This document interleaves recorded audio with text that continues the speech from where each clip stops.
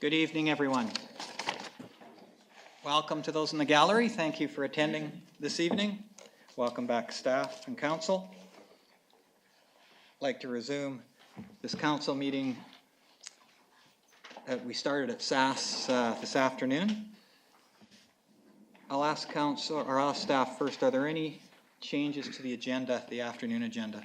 Your Worship, there were some additions to the agenda this evening, some written public input that we've handed out. Thank you. That would be the letter from T.W. Posh. That's right. Okay, thank you. I think all of council have received it. Council, do you have any additions to the agenda? Any disclosure of interest, council?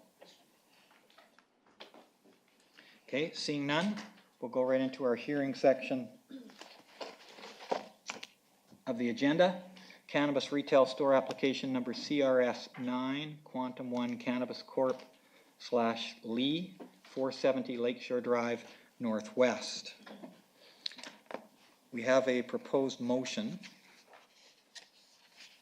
Is there someone who would like to move that motion?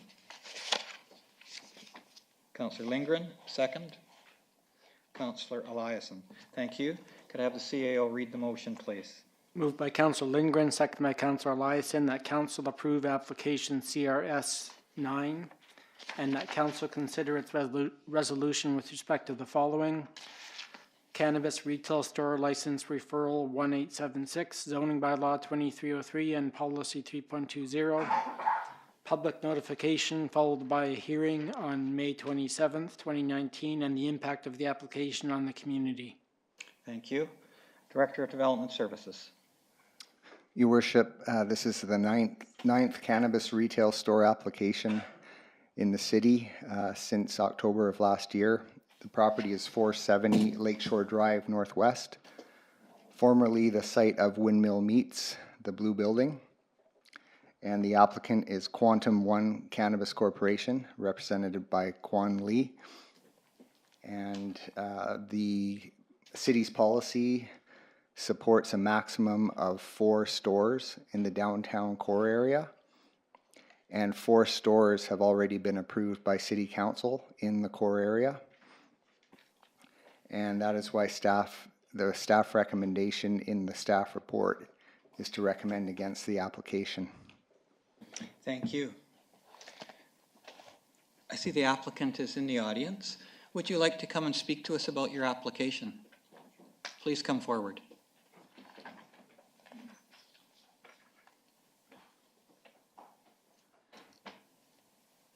Hi there. Welcome back. Hi. Well, as I mentioned in the previous meeting, we did not realize that there were 4 applications already when we submitted our application to the province. And however, when we did learn that there were 4 already in the downtown core, we decided that since some of those applications haven't received the final approval from the province, we'd continue our application to see whether or not if the preceding applications, one of them might fail their financial integrity or security screening. So at that time, I thought it would be best for the council to defer their decision, just to see what happens with the province. And if all of those 4 previous applications get their approval from the province, then fair enough. But if they don't, we'd like to be considered next. Okay, thank you, Mr. Lee. I'll just see if there's any questions from council. Council, do you have any questions for the applicant at this time? Okay, I don't see any questions at this time. Thank you. You can have a seat. Is there any members of the audience who would like to come forward and speak on this application? Give you 3 opportunities. Second opportunity. Third opportunity. See no further speakers. Council, this is not a public hearing or a statutory hearing, so we don't have to close it. Council can consider the motion, can ask questions of staff or of the applicant. Councillor Eliason. Thanks, Your Worship. And I'm sorry, I wasn't at planning last week, so I'm going to ask a question through you to Development Services. The previous application that we received for the 5th store in Salmon, what was the process with that? and how did we handle it? Director of Development Services. The fifth application, if that is CRS number 5 here, that would be Eden. Oh, no, I mean the fourth one that happened, so we had 4 already approved in the downtown core, then a 5th store came. That would have been the Hive Cannabis, which application was withdrawn on January 29th, 2019. So Councillor Eliason, you want to know how CRS number 8 was handled, is that correct? Yes, please. Okay. Director of Development Services. For that application, staff advised Hive Cannabis that 4 stores had already been approved in the downtown core, just as we advised Quantum One. And Hive Cannabis elected to not apply to the city on that information. Did they give us money and we refunded it? Is that what happened? Director of Development Services.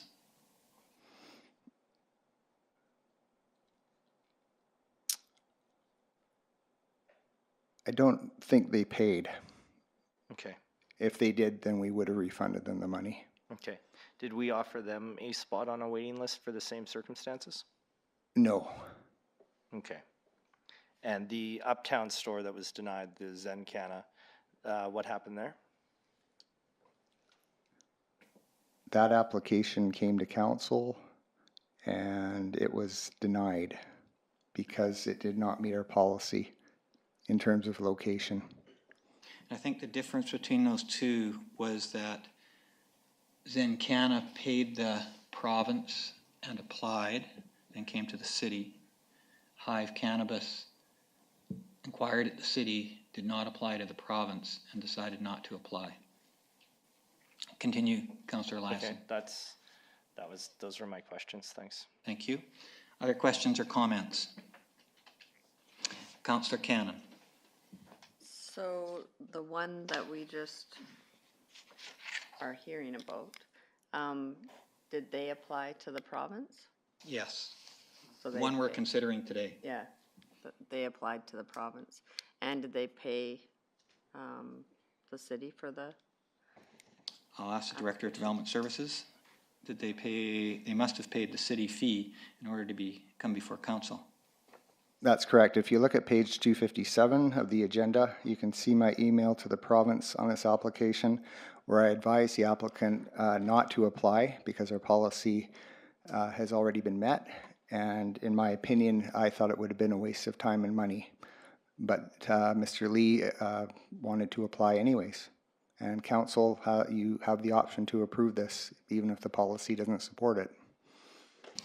Thank you. Councillor Cannon, continue. So we have the ability, as to what we discussed at development and planning, that we can put it on a deferral as we wait to see if these other ones get approved. Yes, that's correct. We would need that same amended motion here at council that we had at planning, if that was council's intention. And that motion is on page 244. Oh, and my other question is, the applicant, they said that they weren't aware that there was 4 in the downtown core already. Wouldn't have we given them that information when they were applying? Director of Development Services? Yes, that is the email that I just referred to where I advised the applicant in February of this year that we have already approved 4 stores, and I suggested he not apply to the city. Okay, thank you. Thank you, Councillor Cannon. Councillor Lindgren. Thanks. At the planning meeting, we did approve a deferral until the other 4 had, or I guess 2, 3, had, we saw what happened to them.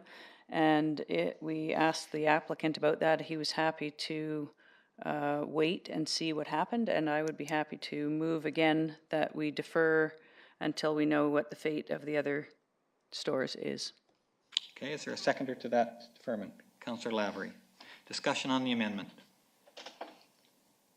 Councillor Lindgren, do you wish to speak further to the amendment? Only to say that this particular applicant has chosen to follow through on the application from beginning to end, regardless of the outcome, and he's the only person really that's in the queue, and I don't think there would be any good reason to turn him down at this time if there's no harm in him waiting to hear what happens next. Thank you. Councillor Eliason. Yeah, thanks, Your Worship. I'll be speaking against the motion to defer.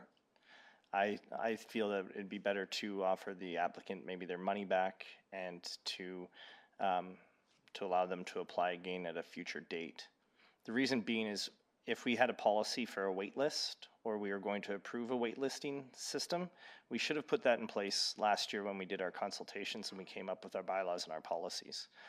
Our policies have been followed so far to date, and we've discussed at this table where we would review the policy, and if 4 stores weren't adequate in our downtown core, that we would reopen it and we'd look at more stores.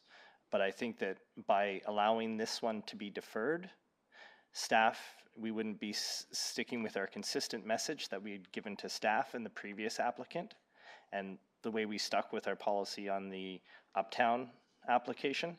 So I think it's unfair for us to offer this to a second person when we could have offered it to the person who is ahead of them in line technically, who we've already reviewed and we've already turned down. So I would suggest that if this motion is defeated, that I would suggest a return of their application fee despite staff's warning. And once we've reviewed policy as a council in the future, which we've agreed to do, then we would invite both this applicant and the previous applicant to apply if we decide to change our guidelines. Thank you, Councillor Eliason. Councillor Flynn. Thank you, Worship. I will vote in support of the deferral motion. Thank you. Councillor Cannon.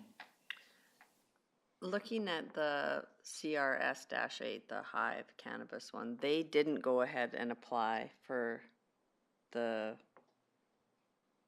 the province, correct? They did not apply to the province and did not apply to the city. Yeah. After they checked with the city that there was 4 cannabis accepted proposals in downtown already. And the Zen Canna one, they applied to the province and went ahead with their application with the city that we denied, correct? That's correct.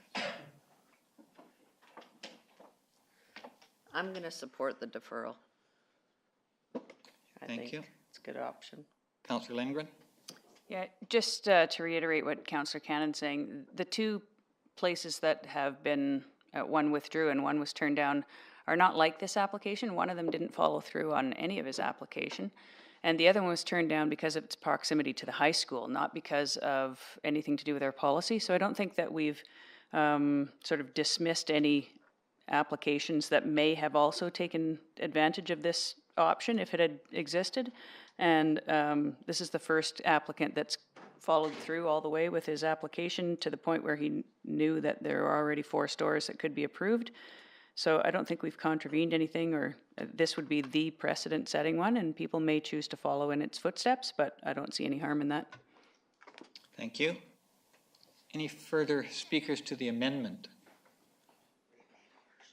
Councillor Eliason. Usually a deferral comes with a date.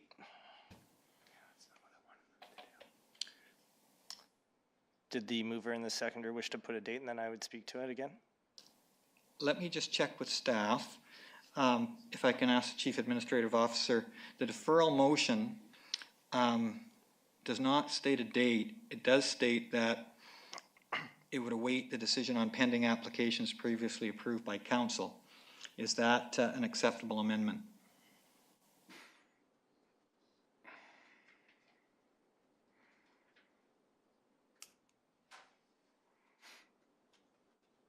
Your Worship, it would have been my preference to adjourn the hearing as opposed to try to amend the motion or vote on the motion. Okay, and so if we adjourn the hearing, that means we haven't made a judgment on the application at all. Is that correct? That's correct. And so And we do not have to set a date for when it comes back. okay, but the purpose of adjourning would be to hold that application in abeyance until the 2 downtown stores are either accepted or not. That's correct. So it would serve the same purpose, but it would not be a deferral motion. Correct. Okay.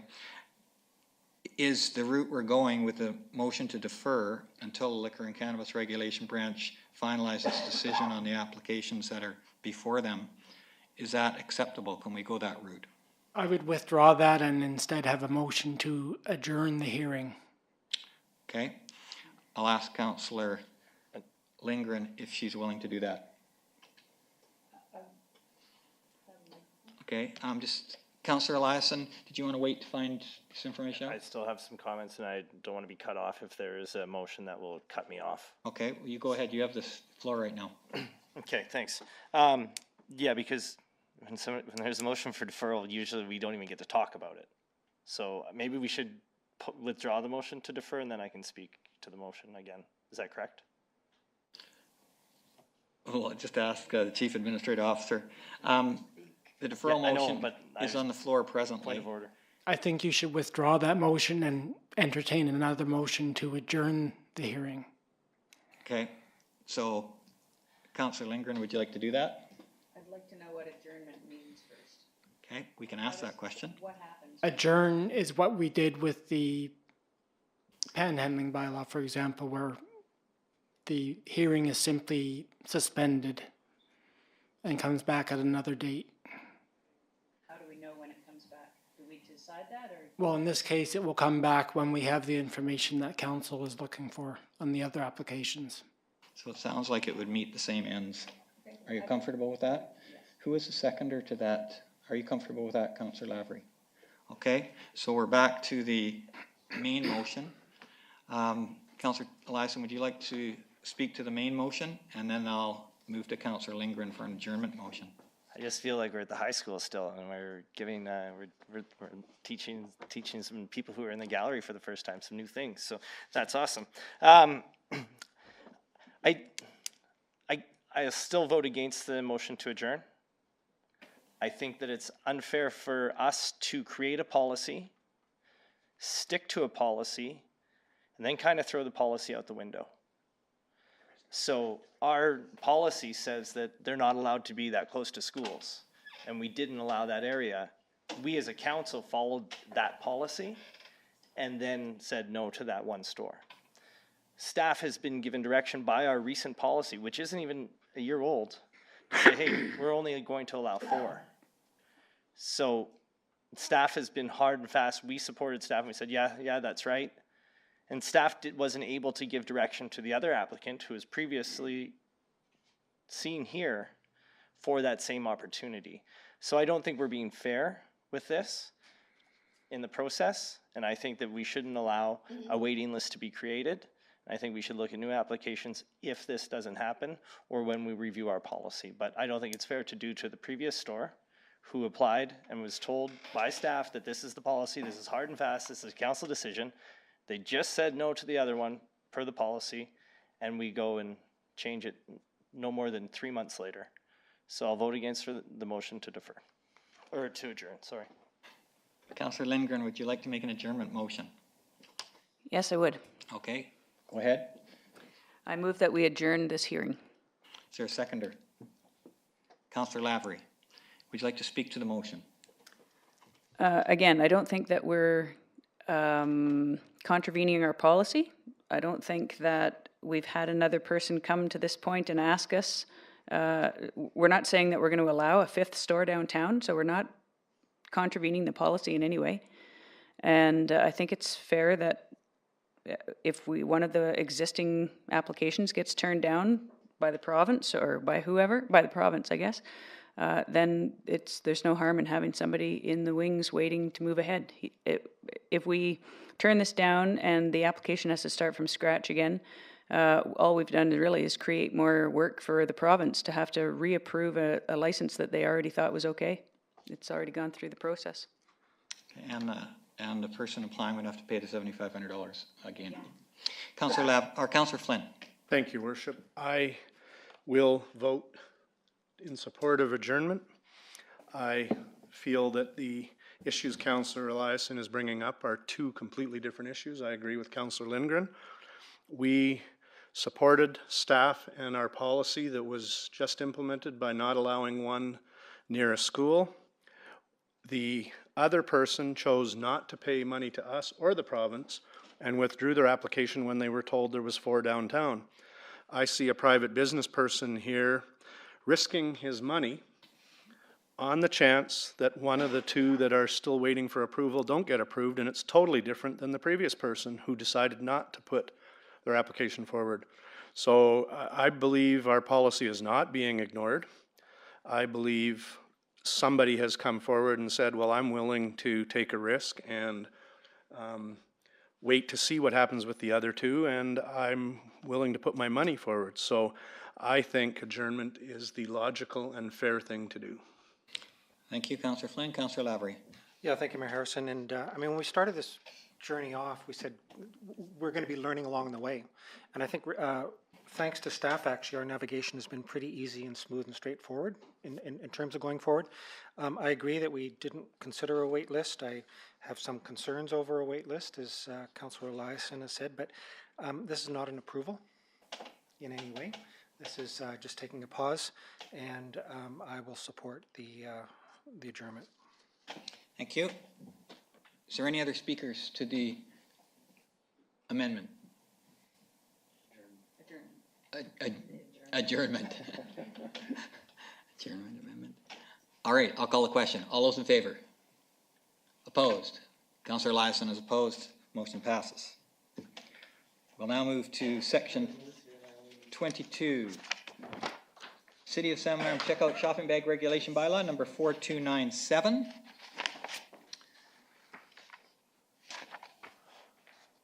So we're going to have a public hearing.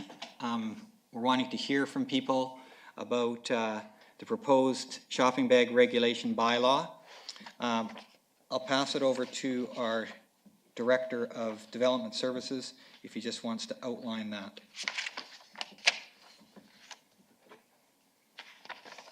Your Worship, maybe I'll just say a word. Please do. This is a bylaw that was requested by council, and as you're aware, it's largely based on a bylaw in the City of Victoria to discourage the use of single use of plastic bags. Thank you. So we will hold the hearing and then we will reconsider third reading of the bylaw. For council, we'll have our hearing, and after we close the hearing, if there's any amendments that council wishes to bring forward at that time, they would be welcome. Is there anyone out in the audience who would like to come and speak to us regarding this proposed bylaw? Please come forward, state your name and residential address.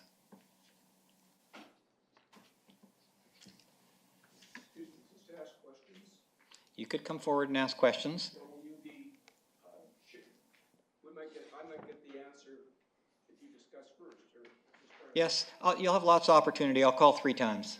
So please come forward.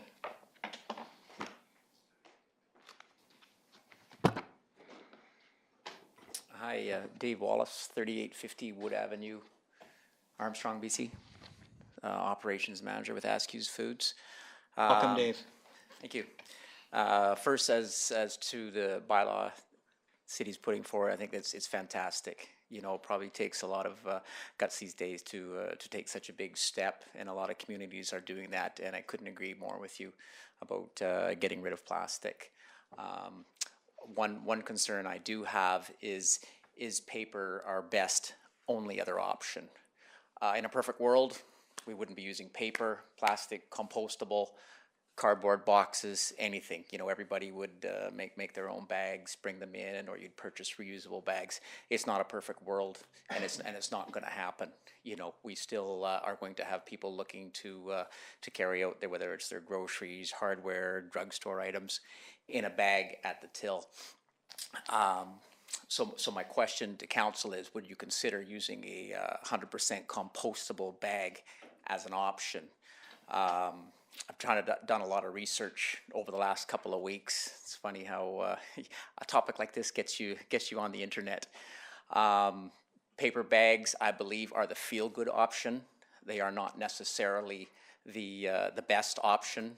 And paper bags, for one thing, you want to bring, our paper bags are made in California. You want to ship 1 million paper bags up to BC, it takes 7 times the semi-loads to transport the same amount of paper bags as compostable bags or plastic bags for that matter. So we're talking about carbon footprint also, you know. Our landfills right now are made of 40% paper. It doesn't all go to recycling. And as we all know, our recycling is broken in Canada.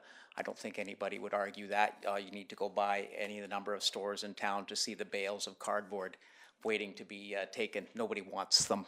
There's nothing to do with them. We actually have to pay now to get rid of our recycling. Paper bags, I believe, are a one-time bag. You know, if we're talking about getting rid of single-use bags, which I believe it states in the bylaw, I believe a paper bag is just as single-use, if not less so than a compostable bag. A compostable bag you can take home, you can still use it as a plastic bag. You're lining your waste baskets around your house with them. You're wrapping them up. You're throwing them in your garbage. And of course, ideally, no, there'd be nothing in there. We still sell a lot of Glad bags at Askew's Foods, and I'm sure everybody else does in town. So if everybody was, doing their job, we wouldn't be selling any Glad bags. So as an argument, I really think compostable could be a good option as a reusable bag, even if it's only 2 uses. I still see kids heading to school with a green Askew's plastic bag. It'd be a whole lot better if it was a compostable bag. I don't think they're going to be heading to school with a big paper bag. In closing, I can't wait for your bylaw to pass. I'm in agreement with 100%. I urge you down the road to, whether it's paper and compostable, to ban all bags at the tills. And I can't wait till you put a little bit more teeth in it, because right now the bylaw exempts produce bags to wrap meat, etc. We have compostable options to replace those, and that's not even asked for in the bylaw. So thank you very much. Thank you very much. I'll just see if there's questions, Dave, for you. Councillor Flynn. Thank you, Dave, for your presentation and taking the time to do all the research. I did have a question. You said you speak in favor, and you said you're 100% in favor, but I'm hearing that you're 100% in favor but would prefer that compostable bags be allowed with paper, so I'd say that's 98% in favor? Yes. Sorry if I wasn't clear on that. Yeah, I tend to ramble, that's okay. It's okay, yes. They're used to me doing that. So, whether you would call it an amendment to the bylaw would be to allow compostable as well as paper if we are still talking about a single-use bag. Okay. Yeah. And then I did have a second question that wasn't really part of your presentation, but as one of our bigger retailers, one of the pieces of the bylaw that I've heard negative back on is making your customer pay for whatever bag. Some businesses are saying they should have that choice. What is Askew's thoughts on that? I have no problem our customers paying. Last year we started charging 5 cents for our plastic bags. Our plastic bag usage chain-wide went down 50%, which I think is fantastic, And our sales of the $2, grab a bag, and they've been sitting in my wife's Jeep for 3 years. She keeps reusing them. Those have gone up dramatically. So yes, I have no problem in actually the same, I believe it's 15 cents to start with your paper bag, moving to 25. I have no problem with the compostables in a similar situation. Thank you. Yep. Thank you. Any other questions for Dave? I just have a couple. First of all, thank you for being a part of the conversation. Thanks for meeting with a number of us, and I think it's good to exchange conversation and gives us a chance to think. A grocery store like Askew's, I hope you don't mind me asking this question, and I'm not just speaking about Askew's, but grocery stores your size, how many plastic bags would they go through in, say, a year? Oh wow, you're really gonna nail it, eh? Well, I just want to get that idea out there. Yeah. Before we started charging 5 cents a bag, I'm pretty sure the number I had was 2 million bags a year in our 4 stores. And now we started charging 5 cents last July. That cut it down to 1 million. I believe if you put this bylaw through for the 2 Salmon Arms stores, charging 25 cents for a paper bag and hopefully included compostable also, I see that dropping it dramatically. another 50, if not 75%. You know, people aren't going to want to pay 25 cents for a bag, and I'm in agreement with that. Okay, thank you. The other question I had is, if council didn't include compostable, how would that affect, like what negative effects would it have on grocery stores? As far as negative effect, monetary wise, none whatsoever, because we'd be recouping what we charge people for the paper bag. For the convenience of out of town customers, that would be something. They would be coming up going, wow, I've got to pay, I just spent $200 worth of groceries. And it seems like, you know, buying 8 bags for $2, check my math, you know, or more, doesn't seem like much on $200 groceries, but everybody has that idea of what they want to pay for and what they don't. That would be perhaps a negative connotation. Also, we're encouraging everybody to get out and walk these days, park our cars. Will there be self-driving cars? You know, we've got the underpass going through before too long. And so we're looking at these communities, building bike lanes and walking wider sidewalks. Well, when you've got paper bags in your hand, it's 2. You know, if it's big bags, it's 2. Speaking of the plastic ones, I know for a fact, helping people with their groceries, it's 3 on this hand, 2 on this hand, 1 in the teeth, I don't know. But, you know, it is much easier to walk with a handled plastic or compostable is what we're shooting for, bag, you know. And of course, ideally, one of our $2 reusable bags that they can use 100 times. That's the perfect scenario. But yes, as far as transportation, a handled bag, if they're going to be with paper, a compostable bag would be a lot easier. Yeah. Okay. And just the last thing I heard you say is that, well, 2 things. One is at some time you'd be in favor of going to compostable for the other small bags in the store. We have options there, yes. Right. And the other is the charge for the compostable bag being similar to charge for the paper bag. You'd be comfortable with that piece if council so desired. All right, thank you very much. If I might add one thing, our compostable bags have the same recycling symbol on that I received from the city requesting that we carry these bags on our shelves for people to purchase to line their waste baskets for the new organic program coming in. These compostable bags have that same symbol on it. So there'd be one more use for them as it's the same bag that they would be buying off the shelf. Understand. Thank you. Any others have questions? Thank you very much for your presentation. Thank you guys very much. Yep. Come forward if you wish to speak. Hi, Susan Robinson, 8431 70th Avenue, Salmon Arm, and the president of the Salmon Arm Chamber of Commerce. And I believe that you would have received a letter from us. We did. Thank you very much. And we support getting rid of plastic bags, but we believe that compostable bags to be added to it would be the way to go. Okay, thank you very much. Are there questions for Susan? Thank you for coming and presenting to us. I'll ask a third time. Or no, second time, sorry. Yeah, Brad, you're up. I knew you couldn't sit through one more speaker. Hi, I'm Brad DeMille. I represent DeMille's Farm Market on the west end of Salmon Arm, just past the OCP line, but let's not worry about that. Thank you for having me. You guys are awesome. This is, Mayor Harrison, this is awesome.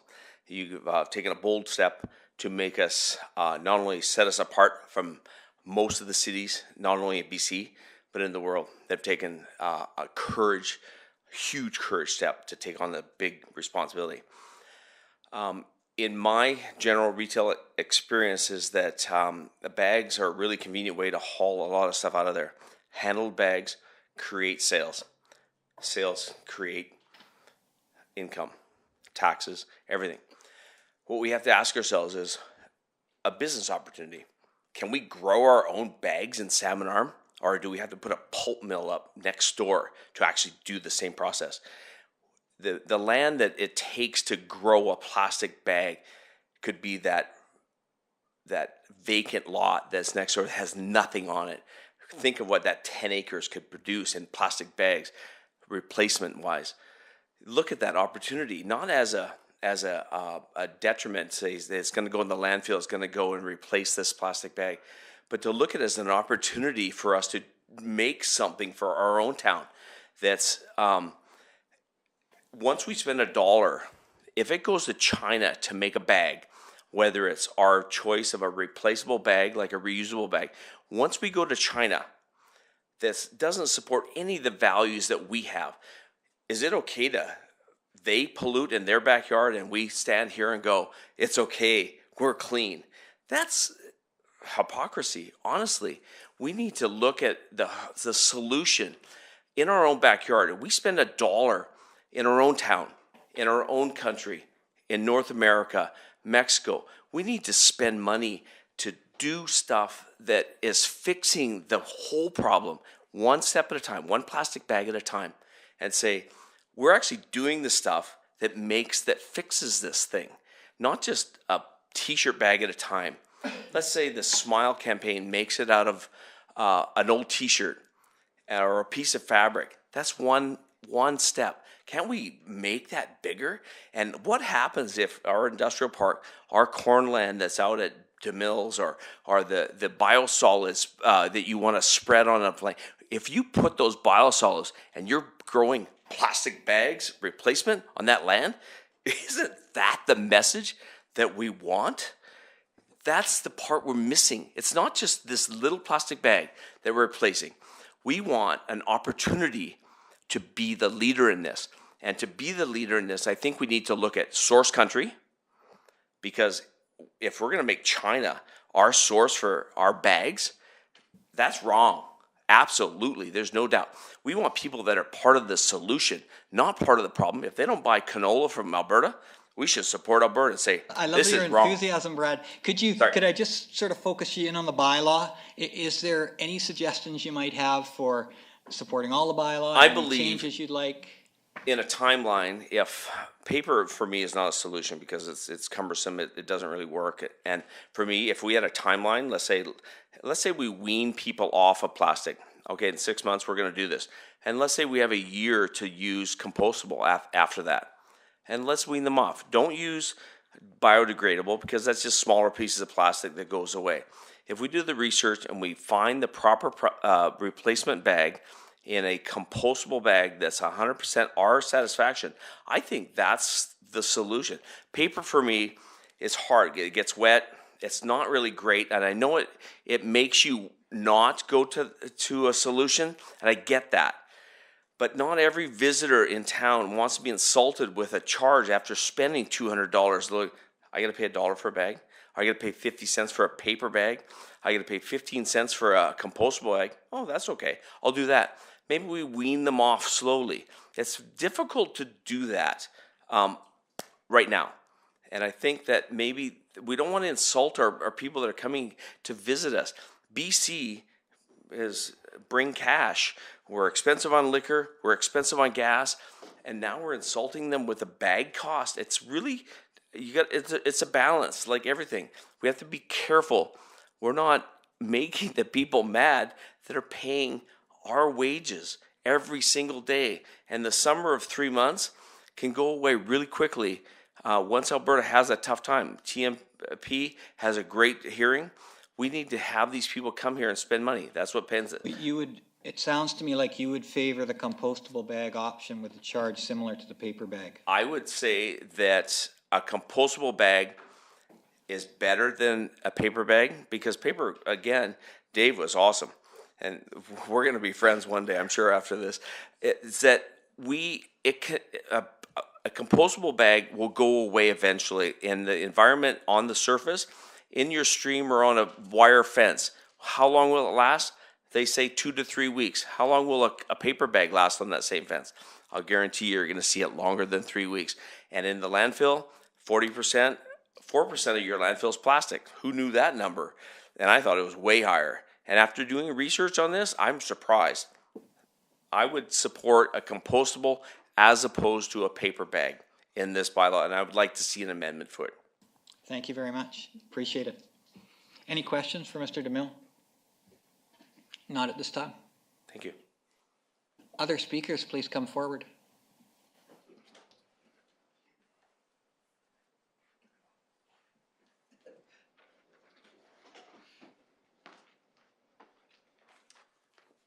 Hi there, my name is Herman Bruns. I operate a farm in Mara, so the address there is 205 Rosamond Lake Road. But I also own a property, a house in Salmon Arm, so I feel like I should be justified. And my address here is 930 37th Street Southeast. And what brings me is I also, so we grow organic vegetables, we sell them in Salmon Arm and in Revelstoke at a farmer's market.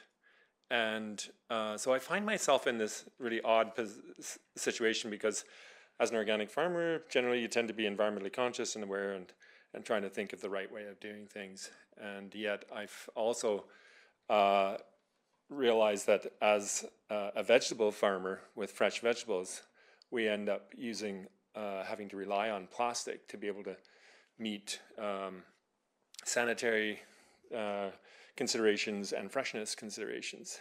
And when it comes to particularly handing people their usually moist vegetables, the idea of putting them into a paper bag is just not going to work very well, especially if it happens to be raining that day or they're particularly wet. So I've also looked into the research a little bit as well, or tried to read up a bit more about it, and from what I can tell, that the plastic bag seems to come out really a lot ahead of paper bags in terms of environmental cost. And so I'm not sure why if we're doing this for environmental reasons, it seems to me that we're actually not gaining much, if anything, by forcing people to choose one or the other, to just go with paper if they're needing a bag. Now, of course, a reusable bag is a really great thing. And I did bring along some examples. So here's an Askew's reusable bag, but as you can see, it doesn't take long and it starts breaking down. These are made in China and shipped to Canada. And from my research says that these ones, you would need to use them 130 times to equal the environmental benefit, or to have the same environmental cost as the same number of plastic bags. So that's something to think about. Like, I don't know if they really last 130 times, and even if they do, what are we going to do with them then? We still need to recycle them somehow. We can't. Are we landfilling them after this? So then I look at the plastic stream that comes through my house, which is just all kinds of things like cornflakes bags, nuts and produce bags, and you get the picture here. And then if you go into the harder plastics, clamshells and all that sort of stuff, the flow of plastic is just extraordinary through our houses. So my feeling is, if we go to the trouble of banning one item, the plastic chopping bag, we're kind of ignoring the fact that we still need a recycling system for all of this stuff, which makes up more than what's going into than the other bags. So just thinking about all those factors, I feel like we need a recycling system. That's really the really important thing. I think a lot of us are uncomfortable with plastic because we hear about it going into the oceans. That's probably not so much coming from here as it is coming from developing countries that don't have a garbage collecting system at all. But we also find that some of ours is being shipped across to third world countries because we're not taking responsibility for the plastic here. We're not recycling it properly. Plastic should be a recyclable product. It's very light and it's relatively low environmental cost. It's made here in North America with natural gas. And so, there's a lot of reasons why we need to have a robust system. And I know that, as a city, there's not much you can do about that. It's the provincial It's at the provincial level, but I feel like we should maybe, as a city, be making our views known, getting together with all the other towns that are considering plastic bag bans and saying, hey, what we need is a really credible, robust system for collecting all these plastics and making something out of them, reusing them in some ways, remanufacturing them, because we're going to have them all, whether we sort of take one thing out of the window, like a window dressing thing, and say, okay, we're going to get rid of these one type of bags. That's a small portion compared to all the rest of the plastic that's going through our house. So anyway, I thought about it a lot, and what I should recommend, and to the current bylaw, my thinking is I don't see that there's a really good environmental reason for banning plastic over paper or favoring one or the other. So I think there's probably I think it is a good idea, and I really like it as when our customers bring their own bags. So if we can nudge them by creating a 25-cent fee on all bags, on all single-use bags, then you're nudging them towards remembering to bring their fees or their reusable bags. The one other downside I wanted to point out about the city creating a fee for single-use bags is that money that's being collected is going into the retailers' pockets. It's not going towards a provincial system to make our plastic recycling more robust. If the province were to create some sort of a eco fee on plastic use instead of all these cities going around and telling retailers they should charge 25 cents a bag. I mean, like Brad said, just the last time he was here, the margin on on any kind of bag is greater than the stuff going in the bag. So, in some ways, we're actually creating an incentive for store owners to continue using plastic bags or any kind of bag. So I feel like, if the consumer is going to be paying 25 cents a bag, a good chunk of that, if not all of it, should be going towards making our plastic recycling system more robust and creating a system that really works, and not like was mentioned earlier that that a system that's broken. So that's the one. 1 minute to summarize here. Yeah, sure. That's one thing I would recommend. The other thing is for fresh produce vendors, if we're going to stick with the current one, maybe considering some sort of a bag that fresh, or some exemption to include fresh produce in the exemption of meats and other items as well that you've already got on the exemption for plastic, because it just simply makes more sense on a produce situation when it's wet. It'll just do a lot better in a plastic bag. But so those are the three things I think make representation to the province to try to create a really good system, because that's why we have this. That's I think why the motivation of a bylaw like this came, is because we're all unhappy with the way plastics are being dealt with and the way they're kind of going into our landfills and everywhere and not being reused, and we need to fix that. And I think that's a really important thing. And then change the current bylaw to apply the 25 cent to all bags and cancel banning the plastic bag, and then consider making an exemption for fresh produce. Thank you very much. Questions for Mr. Bruns?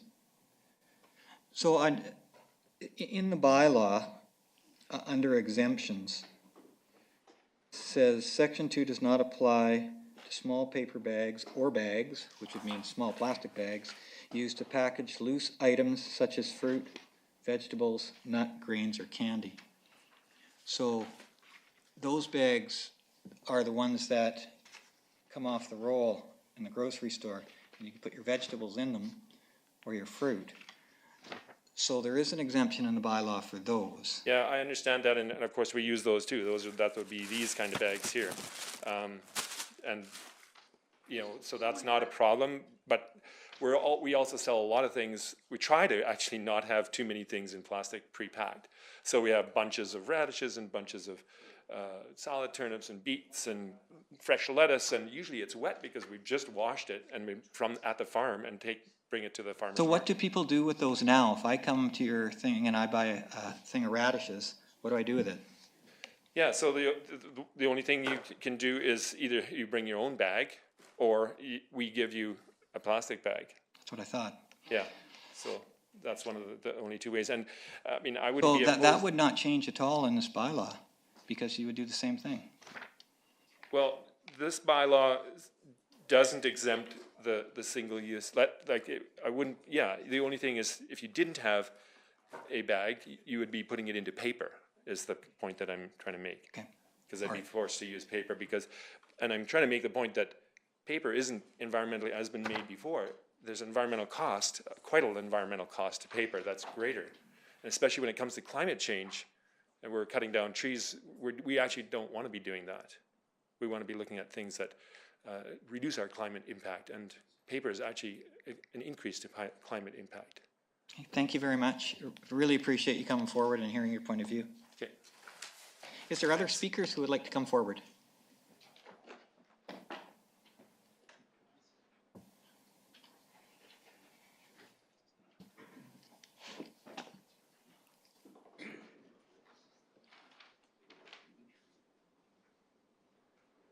Greetings. My name is Warren Farrell, and I live at 626th Street Northeast in Salmon Arm in an apartment building. Welcome. Thank you. A couple of things that come up tonight that struck me as kind of interesting, and one may be just a rhetorical question, but the Askew's representative spoke of bags, paper bags coming from California. BC is a forest industry. I'm curious to know why that we can't get them here, but that's just food for thought. The other thing that I've heard a couple of people say is you use the word nudging. In other words, to nudge residents towards a better use of what we have. I feel somewhat right now that this bylaw is forcing residents to, it strikes me, and I could be wrong here, that it's do this and that's it. As a senior, and for some years I had to use a cane, and I probably will again in my life. When you have the thing about plastic bags originally, if you look at the history of plastic bags, they had a handle, and this was a marvelous thing compared to a, Woodward shopping bag, say, or something like that. That, you pack. Handles were great. If I get back to my grandmother, who was born in 1886, she had a homemade bag with 2 wooden handles. Well, I have a cloth Askew's bag that I use, but there's times where I want to get more, I need an extra bag, etc., etc. As humans, we don't have all the answers all the time. So I think that I've heard talk of a 25-cent charge. I think in this day and age that 20 or 25-cent charge isn't unreasonable, perhaps depending on the dollar amount of the purchase. It's just a thought. So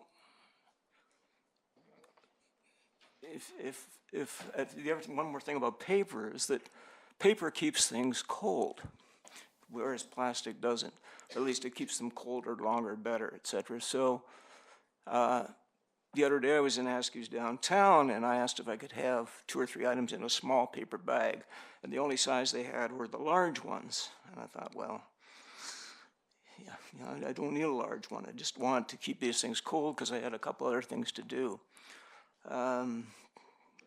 One can say, and I do this, is leave my shopping till the end of my afternoon, but there might be some occasion where after I shop I want to go out for dinner or something like that, and I've got a few cool items that I want to keep elsewhere. Anyway, it's been a lot of input here tonight, and I just wanted to express some ideas that I have. And thank you very much. Really appreciate your ideas. Thanks for coming forward. You're welcome. Thank you. Is there others in the gallery who'd like to come forward? Please come forward now.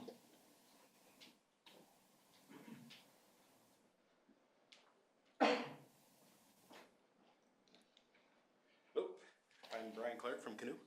Is that enough, or do you need a street address? Do you have a street address? I do, 7180 49th Street. Just come nice and close to the mic and then the people behind can hear you. This? Oh, perfect. You got it.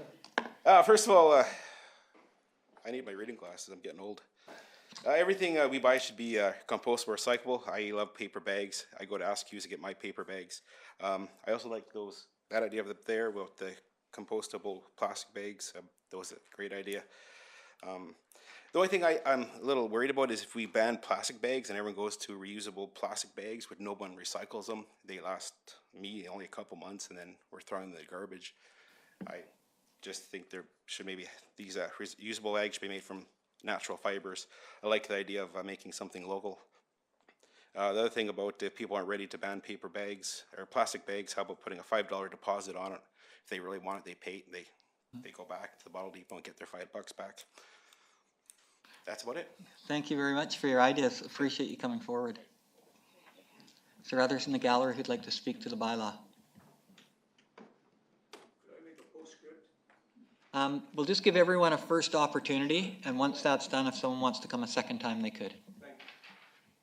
Good evening, everyone. Gray Sims, 1788 Salmon River Road. I figured I might as well take a last opportunity. This is my last council meeting representing the Youth Council, who isn't here tonight. We are in wholehearted support of this. I don't think there is even a single member who's even having qualms about the bylaw, and I'd really like to voice that support, as well as the council knows. We presented these survey results earlier today, but just so that the gallery knows as well, we recently conducted a survey at the city at Salmon Arm Secondary School. And out of 277 students who answered the question, do you support a plastic bag ban, 88% support the plastic bag ban. It's great. I think the youth are really behind this initiative. I'd also like to mention, Mom and I went to Victoria just after they'd rolled in their plastic bag regulations. It was still kind of in that transition period, and we walked into a store and went, yikes, 99 cents for a plastic bag. And we kind of looked at each other in shock, but then we thought about it. And we thought, wow, is this ever a great idea? I wish Salmon Arm was doing this. And about a year later, 2 years later, here we are. So I think it was that initial shock of, yikes, it's 99 cents for a plastic bag. We don't have a bag. I guess we'll have to pay it. But what a great idea. What a great initiative from Victoria. And I hope that's what visitors think when they come here. They see the price on plastic bags. They might go, yikes. But at the same time, hopefully they're going to go back home. They're going to discuss it with people. Maybe it'll come up at their council tables, and maybe their cities will think about doing the same thing. So thank you very much for bringing this bylaw forward. I think it's long overdue. And thanks again for a last opportunity to speak up here. Thank you, Gray. Appreciate you coming forward. Thank you. Is there others in the gallery who would like to speak first time?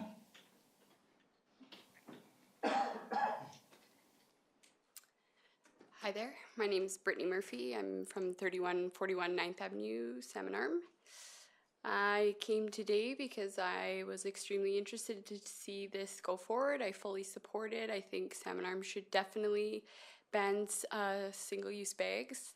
I'm also curious if there's a plan to include single-use products from restaurants and to-go containers and that sort of thing. I think that should be absolutely included in this as well.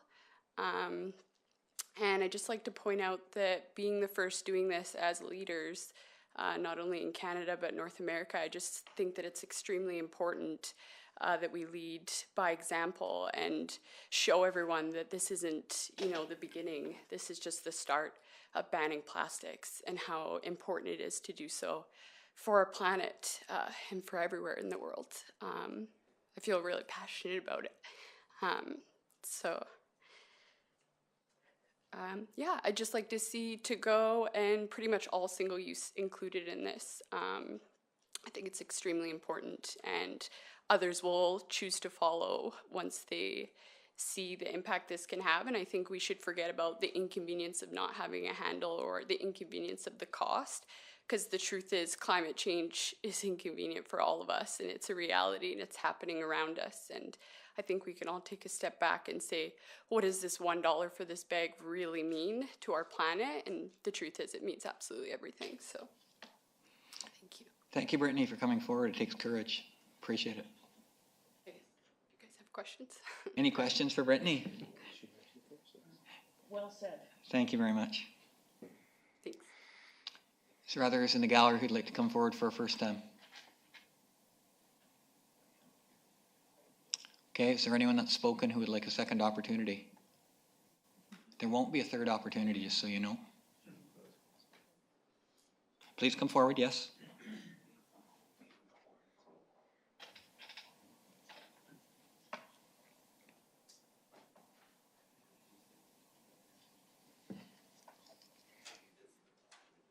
Thanks. Again, just want to say my experience of living in an apartment building, which I've been doing for a number of years. We recycle, newspapers and papers and cans and bottles and glass and so on and so forth. We have our garbage, and what I use, and I think a number of people do, they have a paper bag or a container. We are required in the building to double wrap our garbage before it goes into a dumpster. And I can appreciate this from the landlord's point of view, in that, you don't want stuff spilling out and smelling and the whole 9 yards on that one. So I just wanted to bring that to your attention. There's a lot of seniors now who they're not driving anymore. They're walking three or four blocks. There is the cluster of apartment buildings is in the downtown core. There's a reason for that. It doesn't get easier as you get older. Your time will come.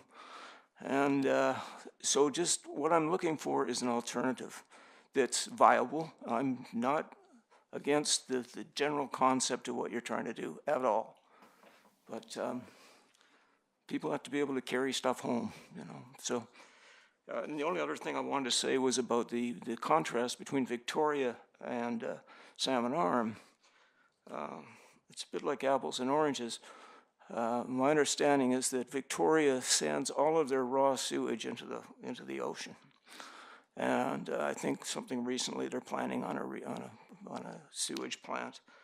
Our situation is a little different, and I just don't have anything more to say about that other than what I said. It's just food for thought. Thanks again for your time. Thank you. Okay, I'm going to ask for a last time if there's anyone else that would like to speak.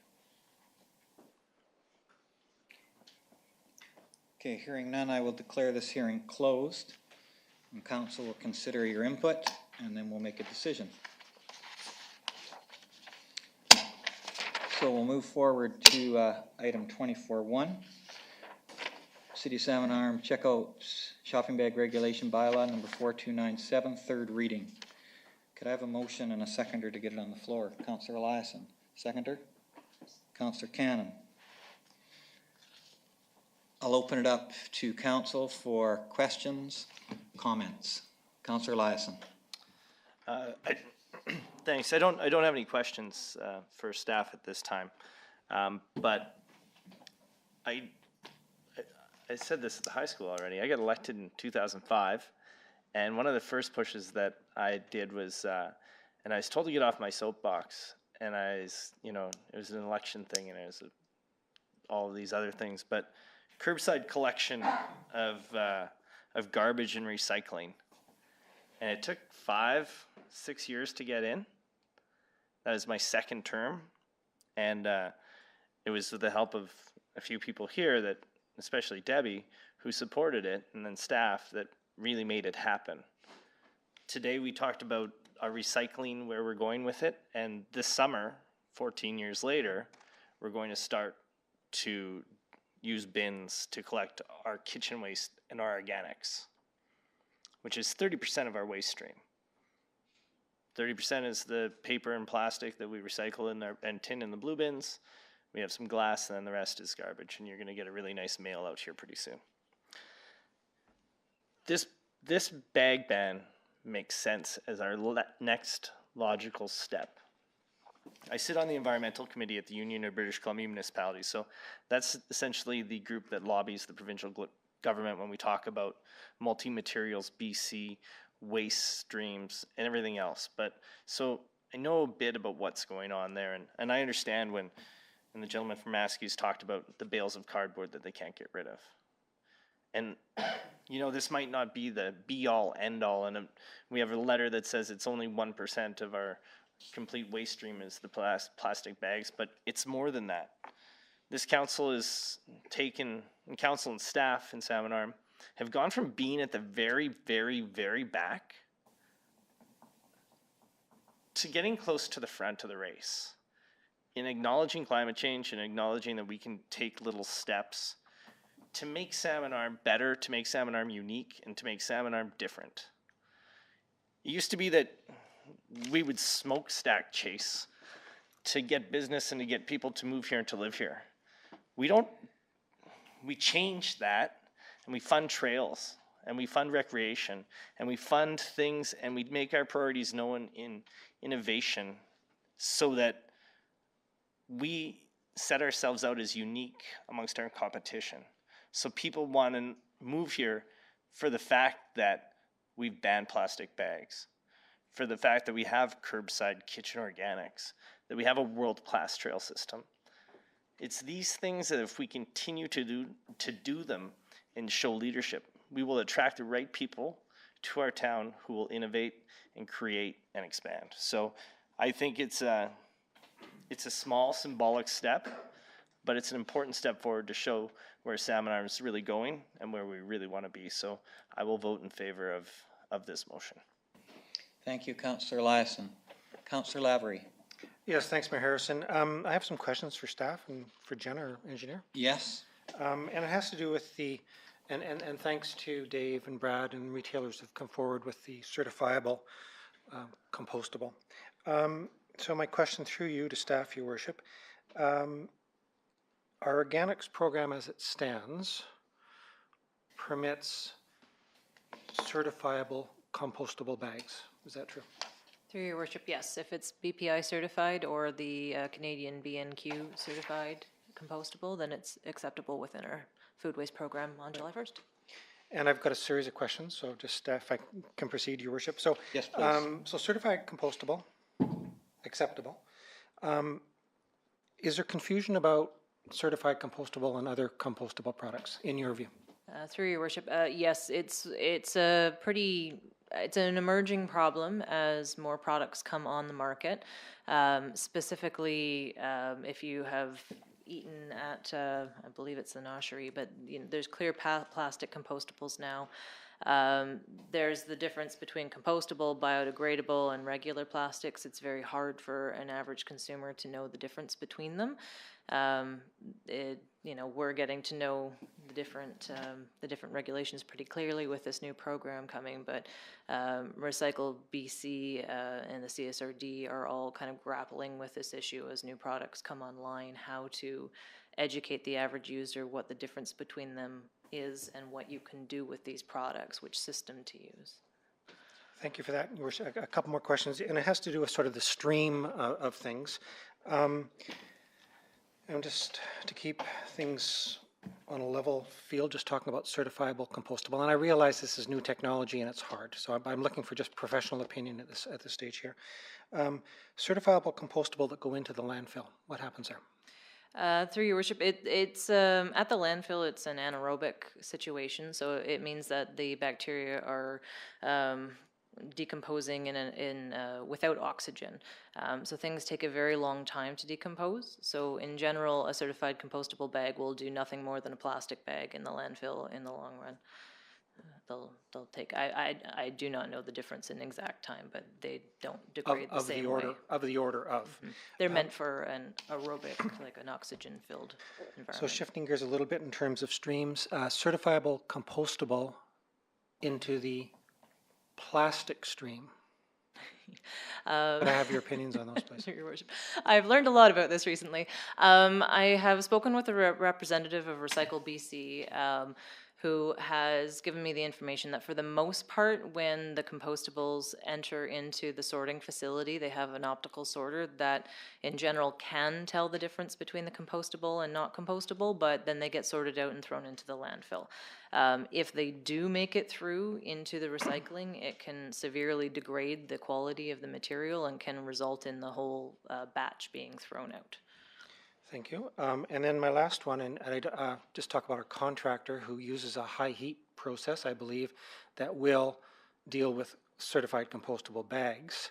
And again, there's no way of projecting this, but if there's confusion over what to put in and not certifiable compostable, what will plastic bags or biodegradable bags or compostable but not really compostable bags, what is our sense of what that will do to that contractor's system? And again, I'm just asking your general opinion.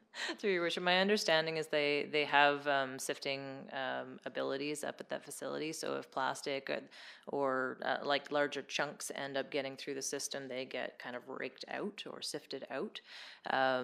They have regulations that they need to meet as far as foreign particles and plastics, etc. And I believe they have the ability to take those out for the most part. If there is a lot of contamination, it's going to cause them a lot of issues. And following through on that, Your Worship, my last question for the moment, I'll have some comments in a bit, but, and so the degree of contamination then, and I'm not speaking for or against the bylaw that we're talking about here now, do we have standards of the degree of contamination for what's an acceptable load, and will we pay more, or will we pay the hauling off for contaminated loads? Through your worship, we have not seen the final contract with the CSRD. They're now are acting as our transfer station at the landfill. It's my understanding there will be contamination rates applied if the loads are really dirty, because it means that there's more manpower that's required for getting that contamination out of that final product. And then in regards to contamination in the recycling system, our contract with Recycle BC does have contamination rates specified with some pretty severe penalties if we don't meet them. I'm happy to say that we've always been on the leading edge. You know, we've been on the good side of that contamination rate, even though we're still not meeting the objectives. But we're way ahead of the curve, and so they've never applied those contamination rates, but it's definitely a factor to consider. Good. Thank you for that. That information is really helpful for me. I just want to listen a little more to people's comments. My considerations are, on one hand, it's better to keep it simple, to have things in place. On the other hand, we've had retailers present us with some options here, and I guess what I'm grappling with is the trade-off between keeping it simple and presenting or supporting an option that would work for retailers. So I'll just listen some more. Thank you. All right, thank you, Councillor Lavery. Councillor Flynn. Thank you, Worship, and not a rebuttal to Councillor Eliason, but a quick comment. Back when you made it a mission to get curbside recycling, there was two of us older guys at this table right now that just really wanted to know what the cost was going to be. And we were maybe kicking and screaming, and it did take time, but now one of those people that was reluctant is leading this bylaw. So, yeah, you did a good job. 6-1 all the time. All kidding aside, I thank everybody for their presentations and for bringing us information. I support the bylaw, but I'm not going to be able to vote for it in its form, and I will want to bring forward a couple amendments, but I do want to speak to a few questions I have for staff first. So Councillor Lavery asked a lot of the questions I was going to ask, but he asked about certified compostable versus plastic and breakdown and all of that, but he didn't ask versus paper. Paper is going to end up in the landfill. I know our landfill is, as you said, I believe anaerobic. Paper doesn't break down in the landfill very quickly either, does it? Through your worship, no, it would be the same thing. Anything in an anaerobic environment takes a long time to degrade. But I think what I would just mention is that paper is pretty known to people to be recyclable. I would expect to see it go through the recycling before it would go into the garbage. And compostable certified is not, or we're not sure, or it's... The BPI certified plastics are compostable. They are not recyclable. And they obviously can go in the garbage. And really with landfills, because I was involved in the CSRD solid waste plan years ago, with landfills, the life cycle of a landfill is really based on space. Is that correct?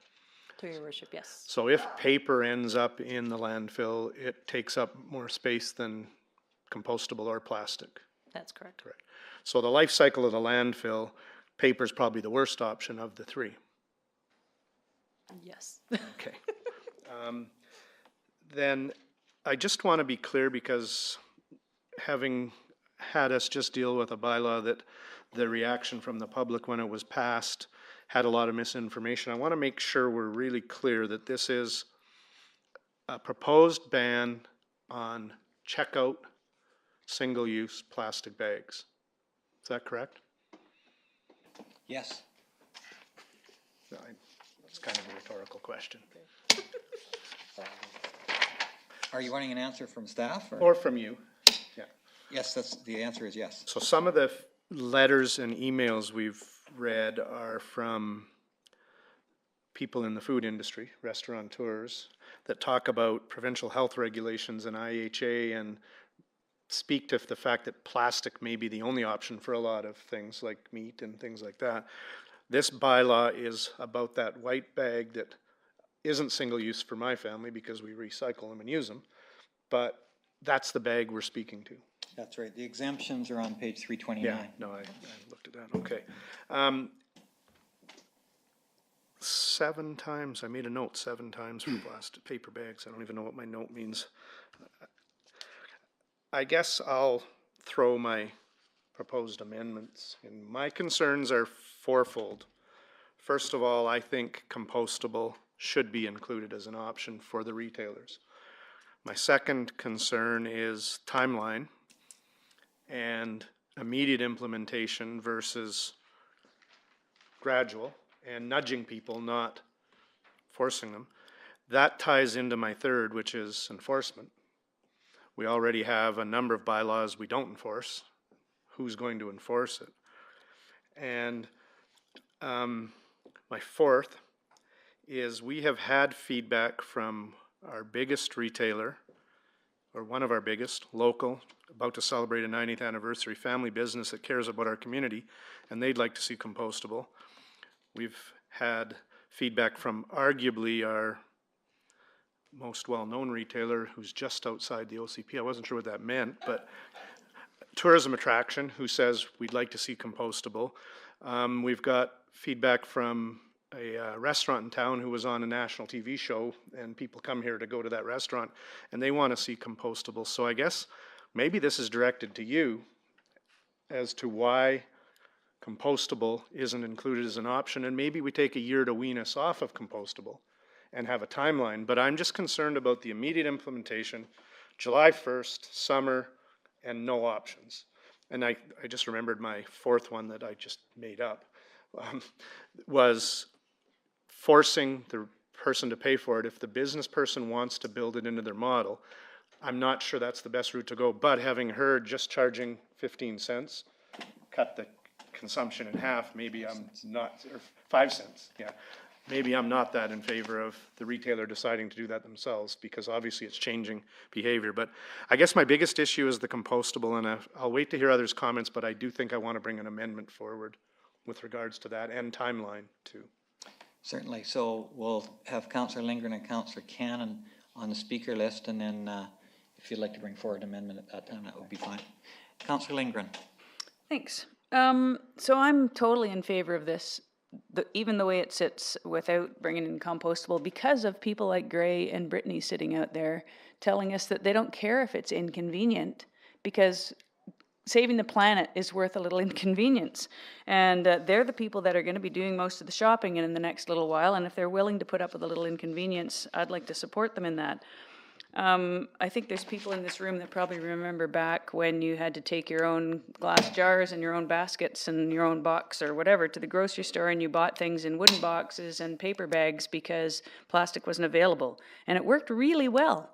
For people that are worried about not having a container with a handle, there are many, many options.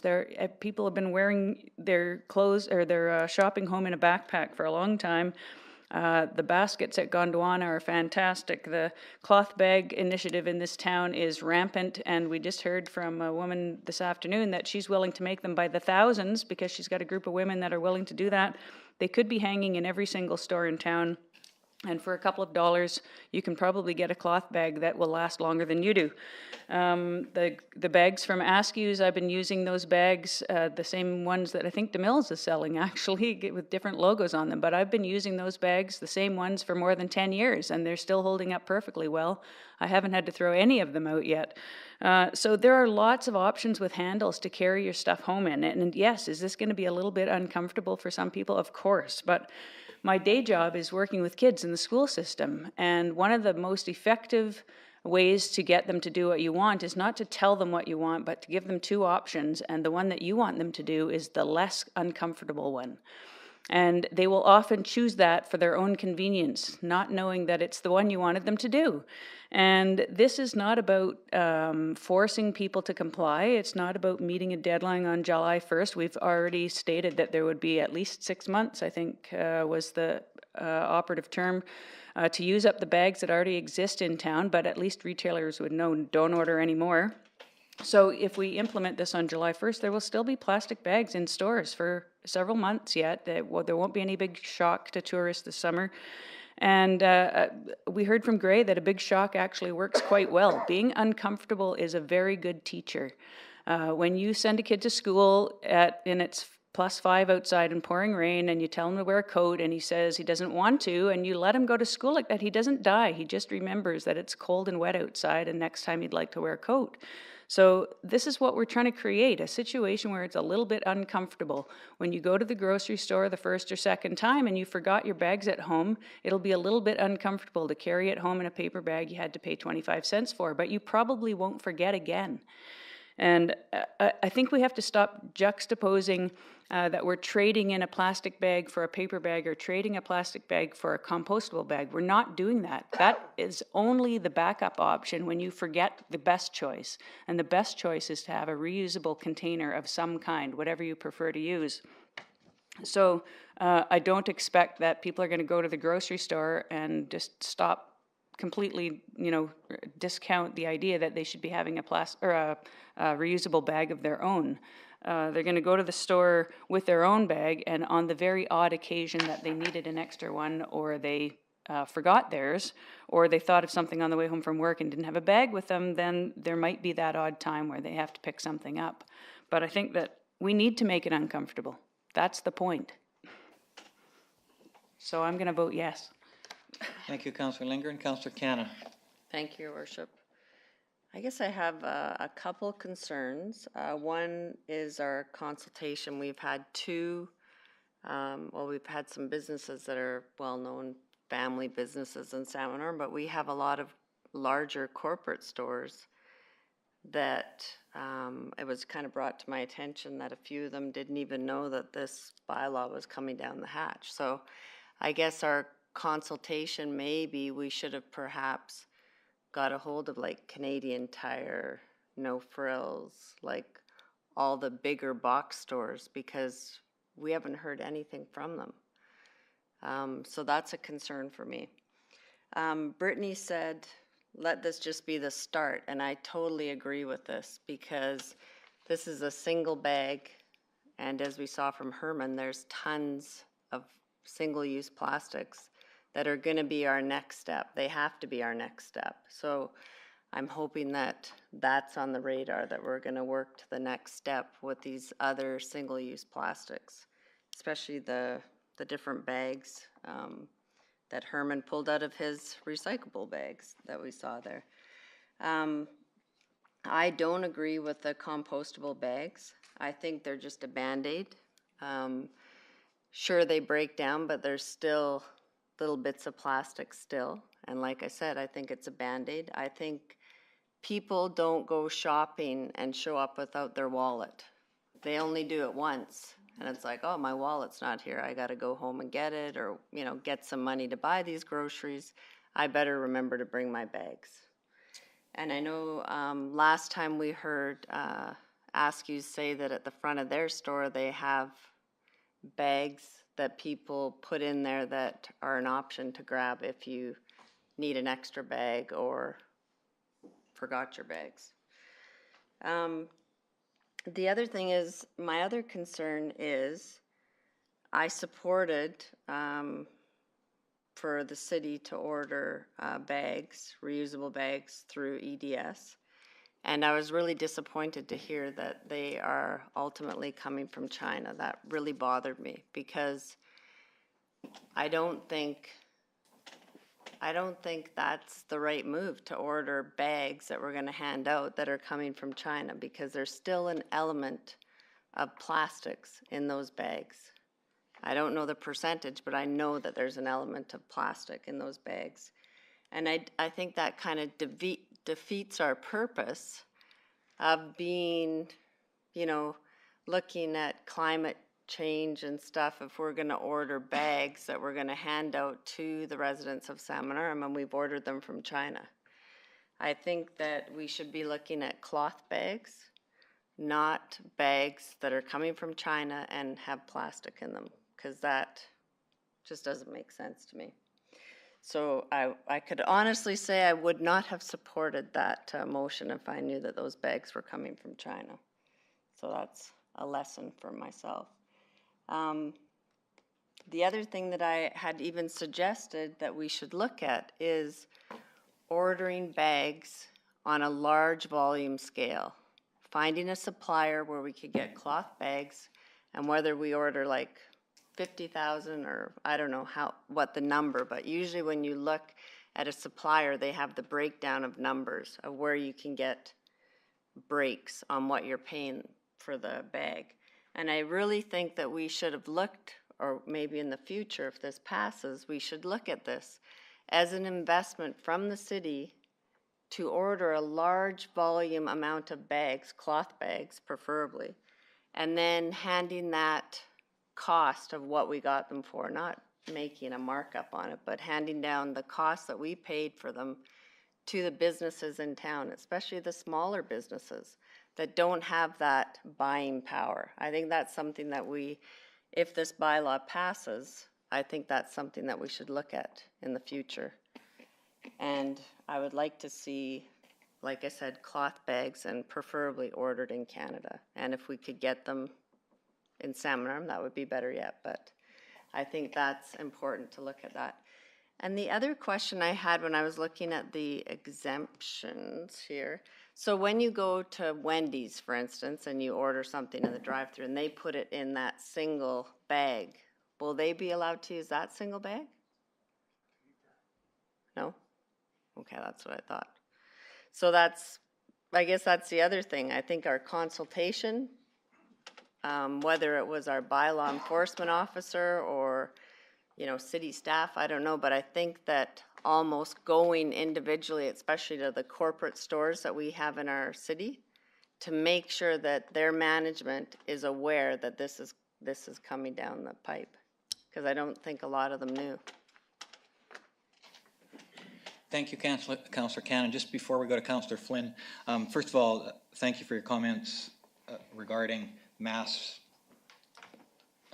buying by the city, and Mr. DeMille and I had that conversation similarly today, and I think depending on what happens here tonight down the road, I think that's the way to go as well. What I can tell you is that I have spoken to, perhaps with one exception, in person, all the large retailers in the city. I've met with No Frills, I've spoken with Save On Foods, I've spoken with Walmart, both locally and head office. Of course, these gentlemen have been quite involved. And so I think we've been pretty thorough. The Chamber of Commerce helped us, as did Downtown Salmon Arm, and that all our members received the information.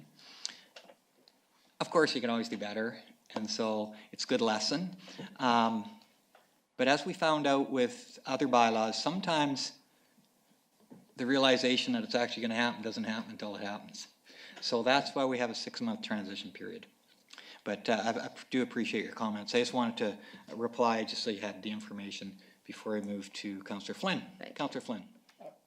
Councillor Cannon's questions and your answers raised a question for me. So just because my office is right beside Wendy's and I might go over there a few times, their burgers and stuff are served in a paper bag.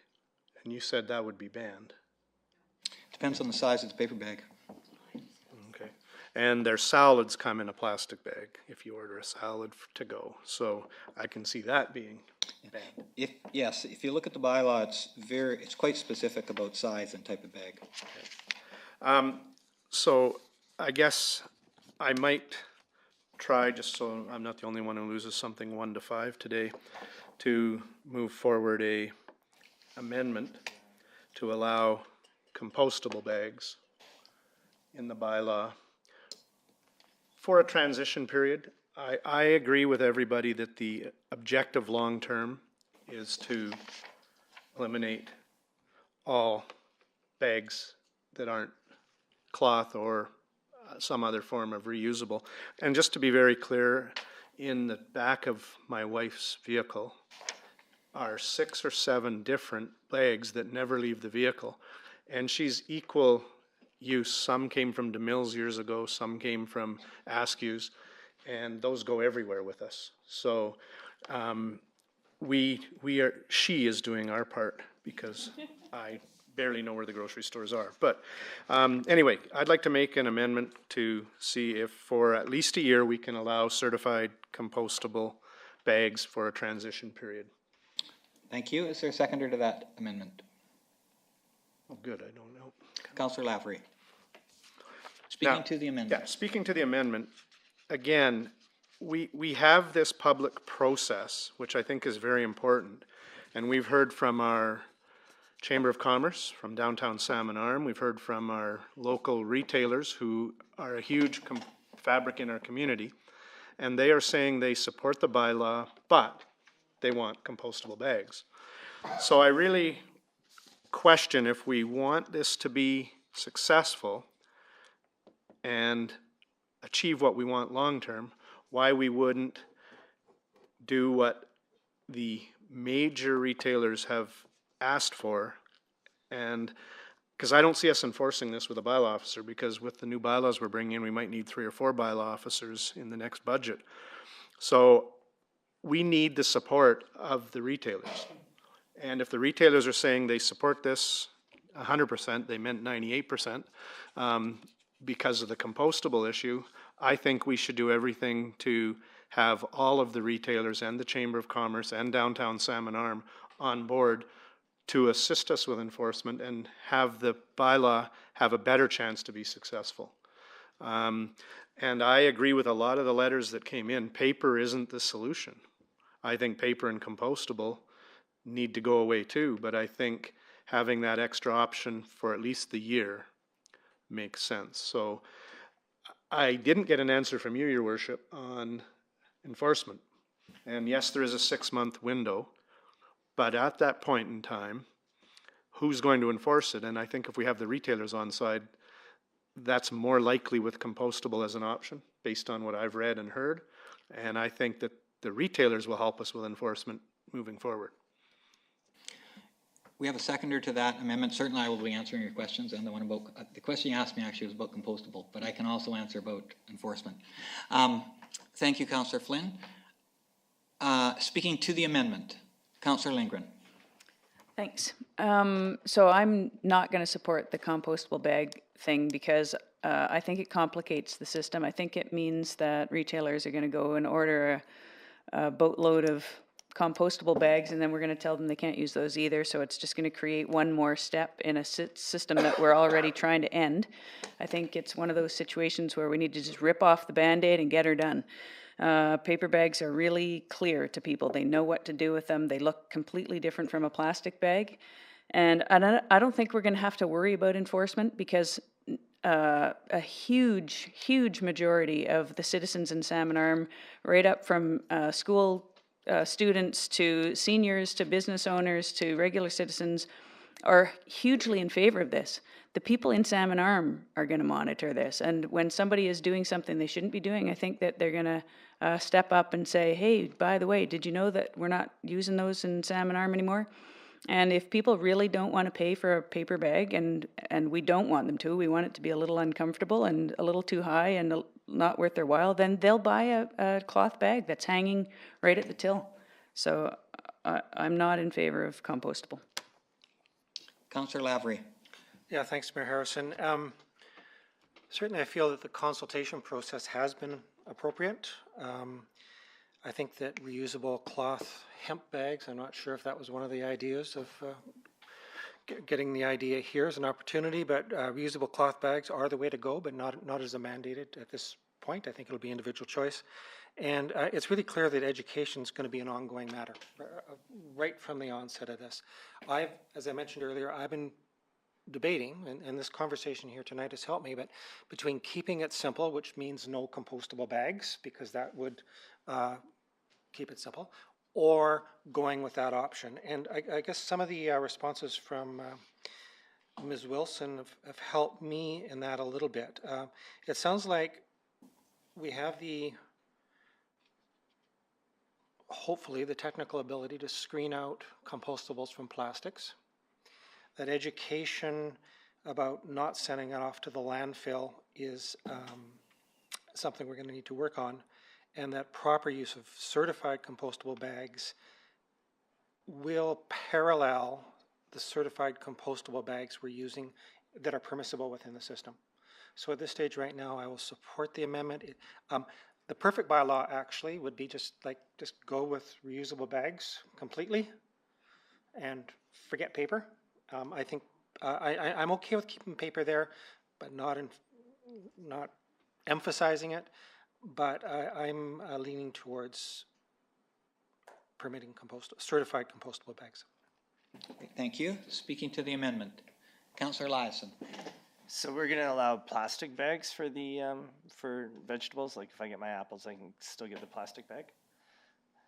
Shouldn't we almost just make those compostable bags if there is a replacement that exists, and wouldn't that be our compromise rather than to even allow the plastic bags? So I mean, if the amendment said, hey, you can keep the plastic bags but make them compostable for the fruit and vegetables and for all the other small things, I think that'd even be a better amendment. But I won't support the amendment as is right now, just because you only have to wear your seatbelts in the front of the car and not in the rear seat, or you can only smoke in the front of the plane or that side of the restaurant. It doesn't make sense to me. So I think we need to go do it at once. But I would love for the retailers who are here right now to use the compostable bags for their small vegetables and for that, and show that kind of leadership and say, hey, here you go, if they're relatively the same cost. Thank you.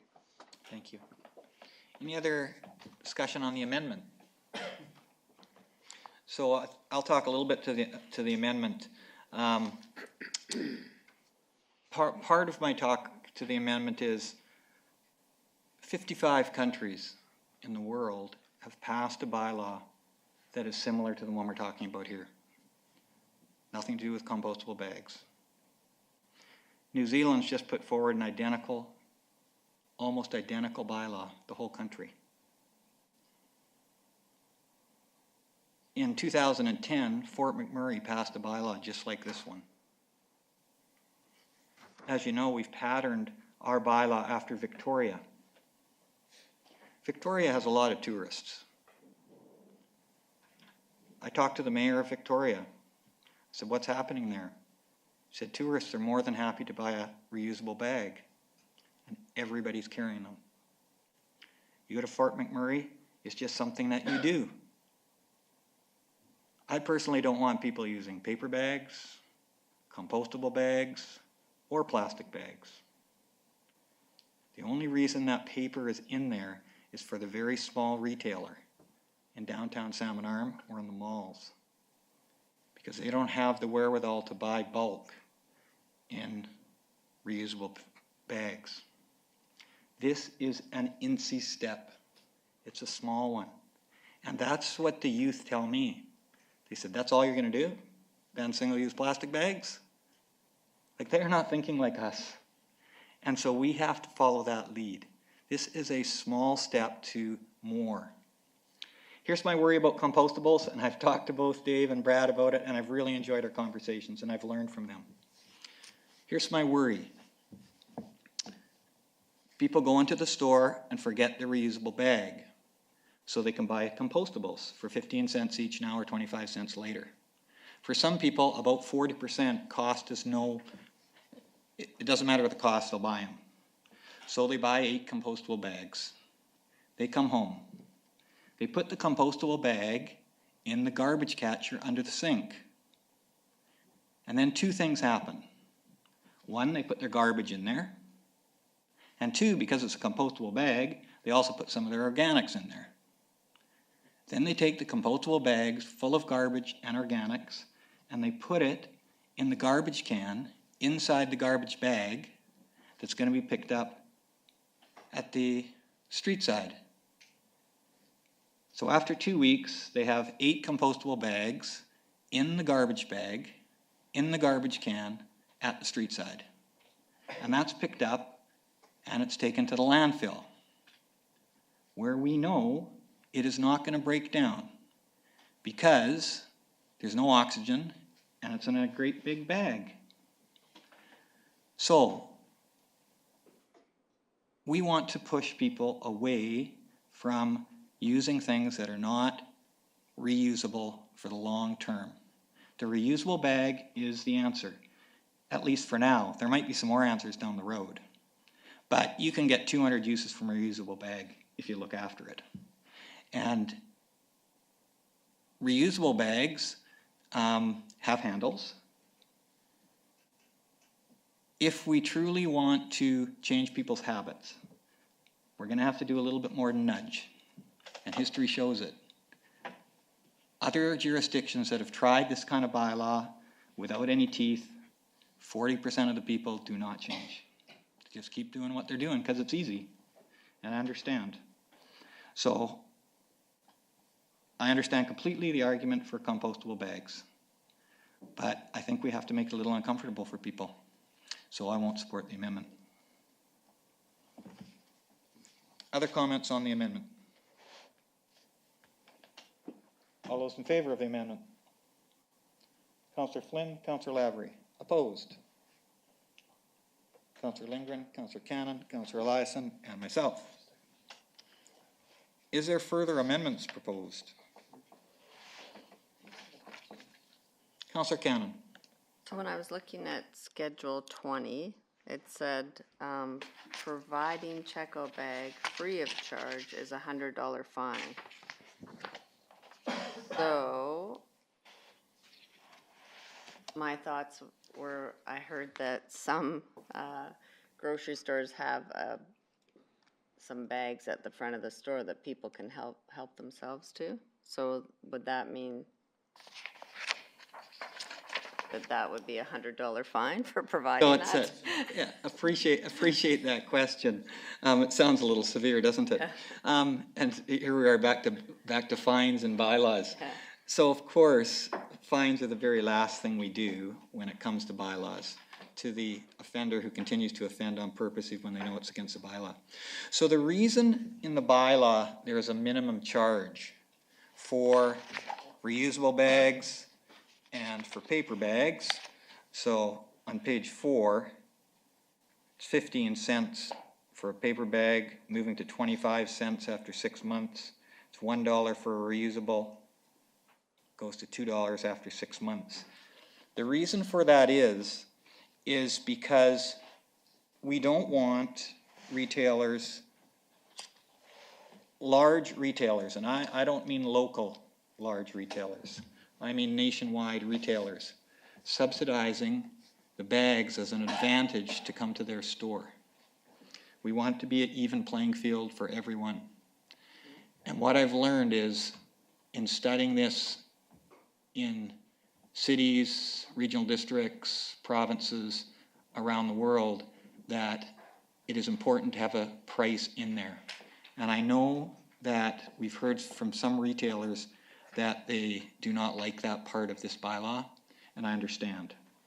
But it's important to have it there in order to give all retailers, local and away, small and big, a similar advantage.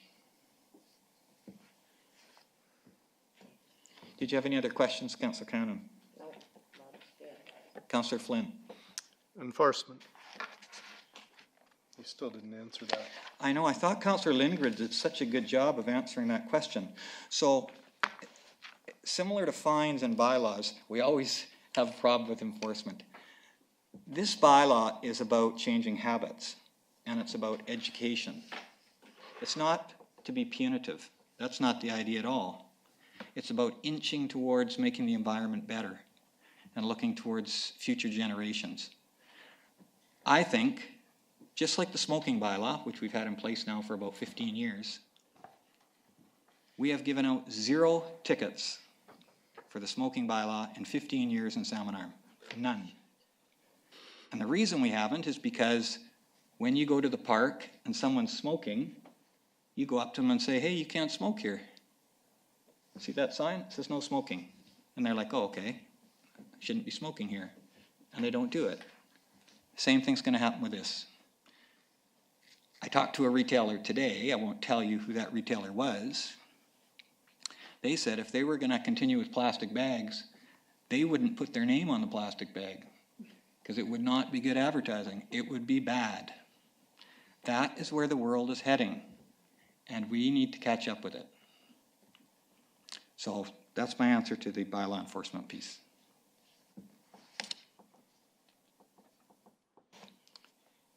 Councillor Flynn, do you have any other amendments that you're thinking about? I think they're going to be equally successful, so I will comment on my vote on the bylaw. Okay. Right. Would you like to start off? Sure. Okay. Because I am going to vote 98% in support of the bylaw. 98%. Yeah, I'm going to keep to here. No, in all seriousness, it's quite clear from the retail community that they are in support. I believe it is a small step. I also believe some of the people that say it's a feel-good bylaw, but if it makes a difference, that's a good thing. I wish we would allow compostable, but as usual, in all the years I've sat at this table with you, if I let you go first or last, I want to change my decision when you go last because you convince me. So your comments on why not compostable, I wish I would have asked you about that earlier instead of leaving it till tonight. But I appreciate the input that has been provided. I think this is the right step. I don't like telling business people how to run their business, but again, your explanation for that has been enlightening. So I will vote in support of the bylaw, and it wouldn't matter if I wasn't because it's the right thing to do, and I think it's going to get unanimous support. Thank you, Councillor Flynn. Councillor Cannon. Thank you, Your Worship. I think when we heard from the presenter from Askew's that when they started charging for bags, it went from 2 million use to 1 million. That speaks volume. So for me, supporting this bylaw totally makes sense, and I think we're going to see the stats, you know, of how many bags people are buying. I mean, I look forward to hearing those stats from the retailers. So I'll be supporting this. Thank you. Councillor Lavery.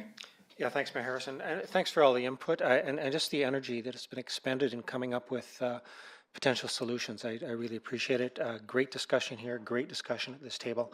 And Mayor Harrison, I want to thank you for your leadership on this. I know that you staked a position on this. You've worked hard on that. You have been out there communicating, and I really appreciate that. I will support the bylaw. Any other comments from councillors? Okay, I'll just make a closing comment then. First of all, I really appreciate the input from especially DeMills and Askews, because they have been with it the whole way, trying to convince me that their idea is the one. But at the same time, I know that they are businesses who will make the best of what is decided here, and I appreciate that. Appreciate, Mr. Bruns, you bringing forward your point of view. And I hope that my answer kind of answered a little bit your concern. We are not trying to push people to paper here. We are trying to push people to reusable, because there's way too much recycling material in the world already, as you showed from your bag, and as retailers know. And this is the first small step to try to start curtailing that. As a sidebar, we had a presentation from a student today, a grade 12 student at SAS. And his hypothesis was there is way too much packaging on retail cannabis. His dad needed to smoke cannabis for a medical situation. And on one joint, there is exceedingly way too much packaging. And his question to us was, what can we do about it? He could have replaced cannabis with just about anything else, because it's true. That's kind of the next move. But we can only control what we can control up here. And this is something that we control. This is a signal. This is a signal to neighbors, and I can tell council that our neighboring communities have been closely in touch with me for the last 6 months. They're watching. From Osoyoos through to Kamloops. I've had calls from all over Western Canada. Jasper is presently right at the same spot we are, looking at passing this bylaw, and I've been in touch with them. I say don't underestimate Salmon Arm. Our residents can do it. I have no doubt. And our retailers will. And what might seem like a difficulty for retailers in the short term, I think is going to pay big dividends in the long term. I think it will be positive. So it's a small step. And I think when we've been in discussion, I've had many residents come up to me and say, what about straws, and what about cups, and all these other items? I'm sure you've heard the same. And I'm like, look, let me just try the bags first, and then we can move. But we have to make this successful. We have to make this work. The most encouraging, and I think Councillor Lindgren talked about it, the most encouraging piece of the whole thing is youth. And I'm not just talking about high school kids here. I'm talking about kids at the elementary level. They are environmentally conscious. As you see, 88% of them, as we were told this evening, support such a bylaw. And I think that we need to listen to that. I heard the gentleman say about the nudge, and appreciate that. In all my research, I've been told if you nudge, the person just bounces back and you get nowhere. And so we are doing a little bit more than nudging here. I recognize that, but I think we're ready for it. This bylaw will help more people change habits than a softer bylaw would. And that's what we're trying to do. I predict 2 years down the road, everyone will be carrying around reusable bags in Salmon Arm. It'll just be what we do. Then we'll be ready to move on to something else.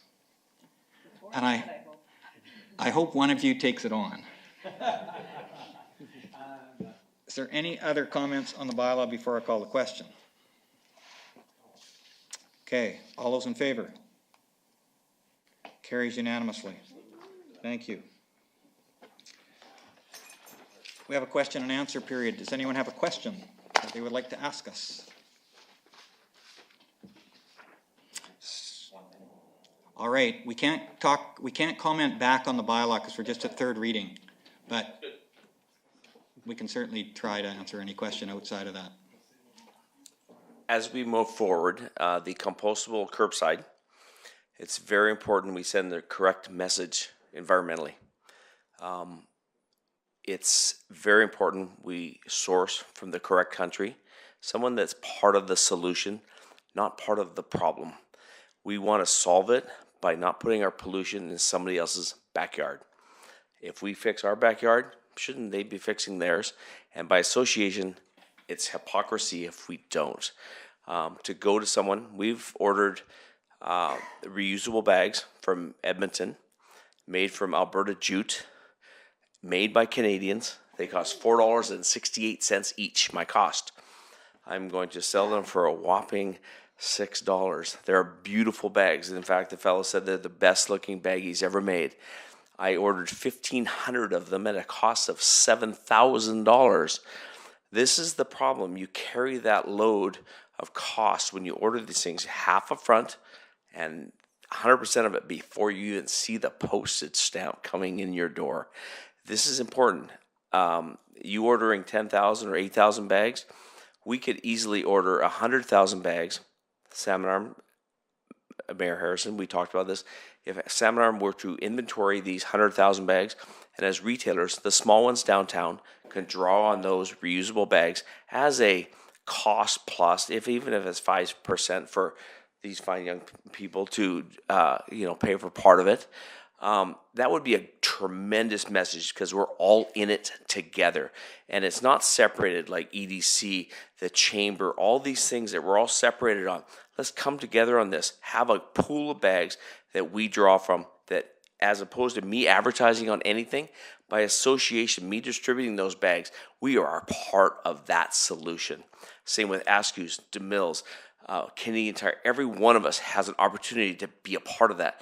And if Salmon Arm takes the lead and sources from the correct place, I'm not saying Edmonton, but certainly a country that has our values at stake. We know that they don't buy canola from us. Why should we buy plastic bags or replaceable, reusable bags from them? It's a trade thing. We need to make us stronger because of that. And that's all I have to say about that. And I think we need to be really cognizant of the message we send out. If we're going to fix our yard, shouldn't they also be responsible for their yard? And it's not okay to pollute over there because it's the same thing. It's the same world. And it's insane that we think that China can do it cheaper because they do it all. Let's change the narrative and make it a story about us. Let's make our own bags and maybe sew our own by the Smile campaign, or DeMille's does it in their backyard when I have one of my girls on a slow day sewing bags and bring your shirt in, I'll make you a bag. Or one of your boys could help too. There we go. And we can all be in this. And this is an opportunity for all of us in Salmon Arm. And this is one community that'll set, hey, Salmon Arm did it. Let's do it right. And I completely support this. And you know what? We're going to do what we have to do to make it all work.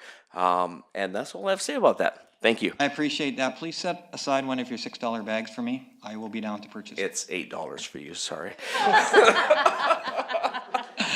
I'll give you a $2 tip. I'll just give you 10. We have a motion to adjourn. Moved by Councillor Eliason, second by Councillor Lindgren. All those in favor? Thank you very much. Thank you, gallery, for listening and for participating.